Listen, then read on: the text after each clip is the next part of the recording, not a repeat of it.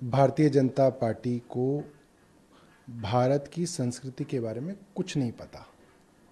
WhatsApp पे जो देख लेते हैं उसको सच मान लेते हैं। चितरंजन पार्क के अंदर जो बंगाली कम्युनिटी है, मैं मानता हूँ सबसे पढ़े लिखे और बुद्धिजीवी लोग वहाँ पे रहते हैं। बंगाल की संस्कृति की नासमझ जो है वो भारतीय जनता पार्टी को भारी पड़ेगी। मुझे लगता है कि जिस हर्षोल्लास से दुर्गा पूजा चितरंजन पार्क में मनती होगी, उससे ज़्यादा उपासना कहीं नहीं होती होगी। और जहाँ पे माँ दुर्गा की पूजा होती है, उसी दुर्गा के प्रांगण के अंदर मच्छी भी मिलती है, नॉन वेजिटेरियन भी मिलता है। उनका वो कल्चर है। वो लोग नवरात्र के अंदर नॉन वेजिटेरियन खाते हैं, वो उनका कल्चर है। आप चुनावों के बाद वहाँ पे पहुँच जाएं और जो लीगल मार्केट है, डीडीए ने बाकायदा मच्छी वालों को वो दुकानें अलॉट की हैं, और आप वहाँ पे दादागिरी करके उनको धमकाएं तो ये ठीक नहीं है। और भारतीय जनता पार्टी ये रेहड़ी और ठेली वाले गरीब लोगों के ऊपर ही क्यों जो है अपना बल आजमाती है। भैया, दिल्ली के अंदर कितने सारे 5 स्टार होटल्स हैं। आप में थोड़ी हिम्मत हो तो उन 5 स्टार होटलों के अंदर भी तो जाओ। 5 स्टार होटलों के अंदर नवरात्रों में क्यों नॉन वेजिटेरियन बन रहा है, क्यों मच्छी बन रही है, उस पर भारतीय जनता पार्टी को कोई एतराज़ नहीं है। 5 स्टार होटलों के अंदर क्यों जो है शराब सर्व हो रही है, उसके ऊपर भारतीय जनता पार्टी को कोई एतराज़ नहीं है। गरीब आदमी अगर मच्छी बेच रहा है, उसके ऊपर ये अपना जोर आजमाते हैं, उसकी वीडियो बना के जो है ये अपनी वीरता दिखाते हैं। गलत है जी। एक दूसरा मामला है वक्त पेमेंट जो पास हो गया था और कानून बन चुका है राष्ट्रपति की मंजूरी के बाद। प्रधानमंत्री मोदी ने कहा है कि ये बदलाव के लिए ज़रूरी कदम था। एक तरह से जो अभी तक खामियां चल रही थी कांग्रेस लेड यूपीए सरकार के दौरान में, जो पॉलिटिक्स ऑफ अपीजमेंट किया गया, उसे खत्म करने का कदम है। देखिए, मैं प्रधानमंत्री जी से बड़ा करबद्ध निवेदन करना चाहता हूँ।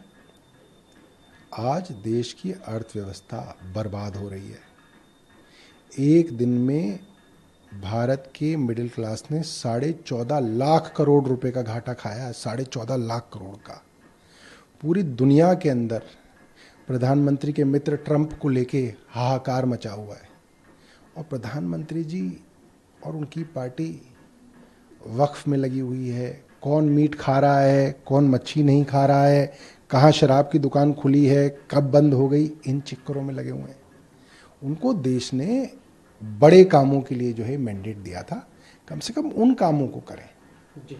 कांग्रेस पार्टी का अधिवेशन चल रहा है, मतलब रेजोल्यूशन पास हुआ आवर सरदार करके, सरदार वल्लभ भाई पटेल की जो लेगेसी उस पर कांग्रेस पार्टी रिक्लेम कर रही है और बीजेपी को इसके जरिए जवाब देने की बात की जा रही है। देखिए, आप इतिहास को झुठला नहीं सकते। ये इतिहास में बात दर्ज है, चाहे आप उन किताबों को जला दो, मगर ये दर्ज है कि सरदार वल्लभ भाई पटेल कांग्रेस पार्टी के हिस्सा थे, कांग्रेस के नेता थे, कांग्रेस की सरकार के अंदर होम मिनिस्टर थे। इंडियन नेशनल कांग्रेस और उससे पहले जो स्वतंत्रता संग्राम में लड़ने वाली कांग्रेस थी, उसके नेता थे।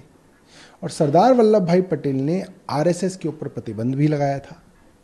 तो सरदार वल्लभ भाई पटेल का भारतीय जनता पार्टी से कोई लेना देना नहीं था। भगत सिंह जी का भारतीय जनता पार्टी से कोई लेना देना नहीं था। इनकी विचारधारा से कोई लेना देना नहीं था। भारतीय जनता पार्टी के पास इतिहास के अंदर ऐसे कम लोग हैं जिनके साथ वो अपना जुड़ाव दिखा के लोगों को प्रेरित कर लें। इसलिए दूसरी पार्टी के लोगों के, भगत सिंह जो थे वो जो लेफ्ट के थे, समाजवादी थे, और उनको ज़बरदस्ती जो है इस तरीके से अपने यहाँ लाने की कोशिश भारतीय जनता पार्टी करती रहती है, और वो कोशिश गलत है। जी। हाल के दिनों में जो ट्रंप की नीति के बाद पीयूष गोयल का बयान आया, उन्होंने कहा कि हम भारत के इंटरेस्ट को फोरफ्रंट पे सबसे आगे रख के चल रहे हैं और जो बायलैटरल ट्रेड को लेकर जो मीटिंग्स हुई, जो बातचीत हुई, उसे हम आगे बढ़ा रहे हैं अमेरिका से। देखिए, प्रधानमंत्री जी जब अमेरिका यात्रा पे गए, छोटे छोटे देश के प्रतिनिधियों को मिलने, उनका स्वागत करने ट्रंप व्हाइट हाउस के गेट तक आए।